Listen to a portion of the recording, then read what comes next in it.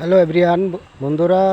আজকে আমাদের বাড়িতে ওই যে মধুর চাক পড়ছিল আমাদের বাড়ির ঘরের ভিতরে, ছোট্ট একটা জায়গায়। সেখান থেকে এই মধু ভাঙে যারা, যেসব মানে মাছির যে চাক হয়, সেই চাক ভাঙার লোক এসে এই চাক ভেঙে বাইরে বের করে নিয়ে আসছে। হ্যাঁ, বাইরে থেকে ভিডিও করা সম্ভব হয়নি। এই ভিতর থেকে এখন সেই চাক থেকে চাক ছোটো ছোটো করে কাটার পরে এখন সে সেটা সে মধু নিংড়ায় বের করতেছে।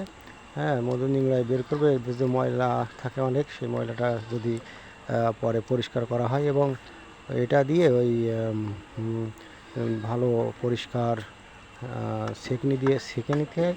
এবার একদম খাঁটি মধু একদম মৌচাক ভাঙা মধু বাড়ির।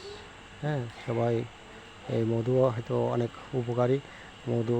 মধু এবং কালো জিরা খাইলে অনেক সময় শরীরের বিভিন্ন রোগ বালাই হয় না, ঠান্ডা সর্দি কাশি উপকার করে।